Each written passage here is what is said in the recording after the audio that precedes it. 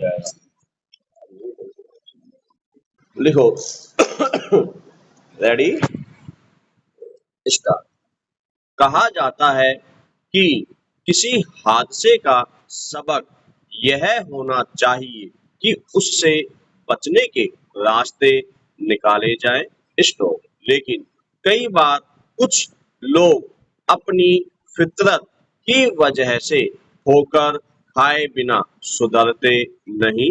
Stop. यह धारणा शायद किसी दौर में सच भी हुआ करती होगी कि जब ठोकरों से ही इंसान सुधरता होगा।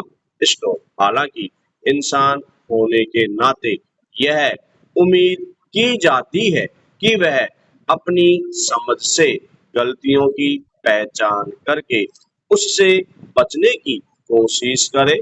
स्टॉप। लेकिन आज के दौर की सच्चाई यह है कि हम यानी इंसान ऐसे जीव हो चुके हैं जो कई बार ठोकर खाने के बाद भी सुधरने का नाम नहीं लेते हैं।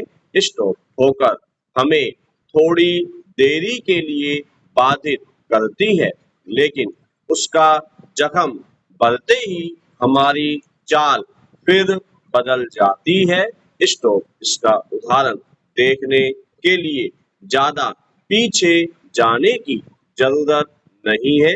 स्टॉप। 2-3 साल पहले के समय को पलटकर देखा जाए तो आसपास की बातें ही सबको याद होंगी। स्टॉप। उस समय चकाचौंध से भरे ऊंचे ऊंचे व्यवसायिक परिसर या मॉल, रेस्तरां और सिनेमा घरों में चहलकदमी करती जिंदगी अचानक थम सी गई थी। स्टॉप। घरों में कैद रहते हुए मन मस्तिष्क आकुल व्याकुल हो गया था। स्टॉप। लगने लगा था कि कब हम अपने पांव घर से बाहर निकाल पाएंगे। स्टॉप। लंबे समय तक चकाचौंध से दूर रहते हुए जब हमें घर से बाहर निकालने का मौका मिला, तब हम में से आम तौर पर सभी ने अपने आसपास की नदियों, पहाड़ों और इसी तरह की प्राकृतिक रमणीय जगहों की सैर की थी। स्टॉप। इसका एक कारण मॉल जैसे व्यवसायिक परिसर और सिनेमाघरों का तब बंद हो जाना ही था। स्टॉप। पैरा प्रकृति की गोद में खुली आंखों से उस समय हमने कल कल करती नदियां देखी, पहाड़ देखे और पानी से लबालब बांध भी देखे। स्टॉप। आसपास की स्वच्छ हवा में दम भरकर ऑक्सीजन लिया। स्टॉप। यह सब हम में से बहुतों के लिए एक अलग तरह का अनुभव था, क्योंकि इसके पहले हमारे पास इनके सानिध्य में जाने की फुर्सत नहीं थी। स्टॉप। उस कठिन समय में ज्यादातर लोगों के मन में यह प्रार्थना भी आई होगी कि ईश्वर सब कुछ ऐसे ही अच्छा बनाए रखे। स्टॉप। यह प्राकृतिक सुंदरता हमेशा बनी रहे। स्टॉप। कृत्रिमता हमारे ऊपर हावी न होने पाए। स्टॉप। लेकिन जैसे ही जिंदगी अपने पुराने ढर्रे पर लौटी, स्टॉप, हम वापस उसी चकाचौंध में खो गए। स्टॉप। नदियों, झरने, पहाड़ों और बांध के वे सारे दृश्य आंखों से छूटते चले गए। स्टॉप। फिर से वही प्रदूषित हवा मिलने लगी सांसों के लिए। स्टॉप। पैरा हाल ही में एक बांध के सावन में भी सिकुड़े रहने की खबर आई थी, जिसमें 1 वर्ष पहले गर्मी के मौसम में भी पानी भरा रहता था। स्टॉप। नाव की सवारी के लिए रखी हुई सभी नावें किनारे बंदी मायूस खड़ी थी। स्टॉप। बांध का जल स्तर काफी नीचे जा चुका था। स्टॉप। जबकि हर वर्ष सावन आते ही वह लबालब पानी से भर जाता था। स्टॉप। इतना पानी रहता था कि उससे पानी छोड़ने का दृश्य देखने जाना भी एक रोमांचक अनुभव होता था सबके लिए।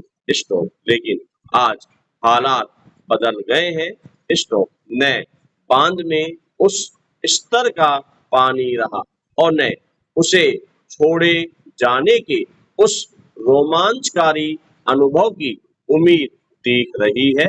स्टॉप। बेशक इसमें बांध की कोई गलती नहीं है। स्टॉप। गलती इसमें नदी की भी नहीं है।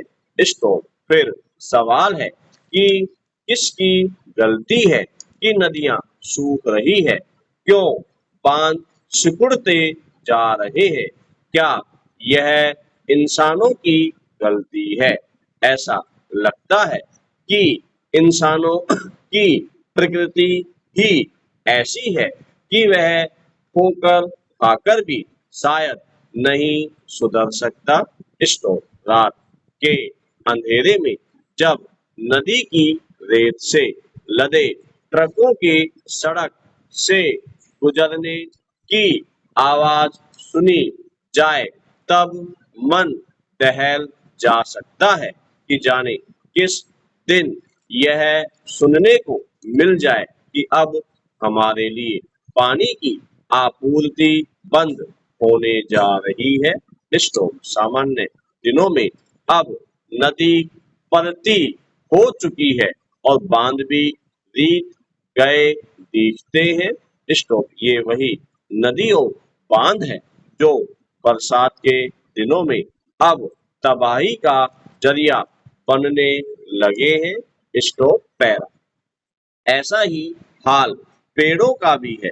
स्टॉप। आज जाने किन किन कारणों से पेड़ों को बेहिचक काटा जा रहा है। स्टॉप। कभी सड़कों को चौड़ा बनाने तो कभी सौंदर्यीकरण के नाम पर पेड़ों की जड़ों को कमजोर करने की कोशिश की जाती है। स्टॉप। कई बार उनकी जड़ों के पास से मिट्टी हटा दी जाती है।